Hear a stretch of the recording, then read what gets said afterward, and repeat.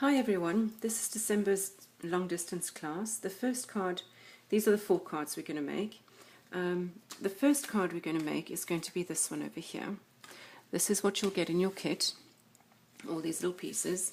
First thing you're going to do is thread there's 2 pieces of ribbon. You're going to thread them through the hole using the sharp point. It's easy to get it through the hole. Glue them onto the back with some of your adhesive. Remove the dimensional from the back of each flower and place them one there and one there. And then you're going to adhere this whole piece onto your early espresso, and that's going to give you that card. The second card was a lot of stamping, and I'll list in the email that I send you what stamp sets we use for this one, because I just think it's an absolutely beautiful card. So that's already stamped for you. You're going to adhere this with adhesive, line up the 2 sides. The butterfly, peel off the dimensional, adhere that onto there, and then adhere this onto the blue piece. Now a tip for the butterfly, I took some Whisper white paper, used my aqua painter, and just colored in a piece of white paper with the Soft Sky ink. Let that dry. Then I stamped the early espresso and punched the butterfly out, and that's how we got the pretty blue in the background and the brown didn't smudge. So that's how you get that card. This card is a lot of fun to make. So what I've done is in your kit, I've sent you all the pieces to complete the card, and all you're doing here is literally gluing it together. So what I've done is I've sent you an extra piece so that you can try the background. And to do that background, I'm going to walk you through it quickly. You're going to need a brown. In this case, I used baked brown sugar. You can use early espresso or chocolate chip, any brown that you like to use. You want to saturate your aqua painter so it's wet. Make a puddle of ink in your ink pad, and you're going to use that to make the bottom. You see how it's just running on the cardstock.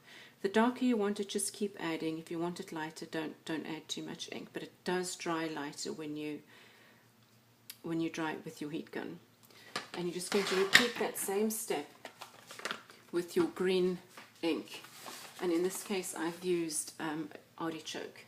So again, a very wet aqua painter, and just put it on your paper. And you'll see when you dry it, it really dries a whole lot lighter. We'll do that quickly. And I'll wait till it dries.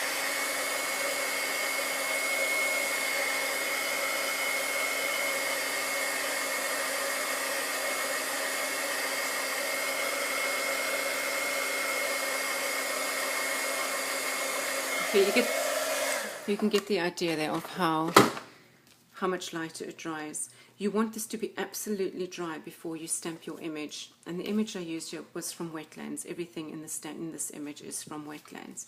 So it's just adhering this one onto your early espresso, and then your early espresso onto your card.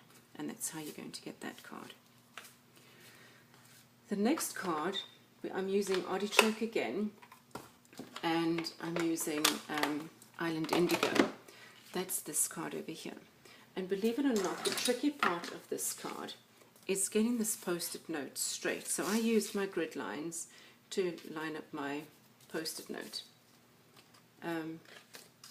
I did the artichoke first, so took my sponge, inked it up, dabbed it off a little bit, started at the bottom, and went quite hard down the bottom to get a nice dark impression. And then this part again, you don't really want to start on the paper.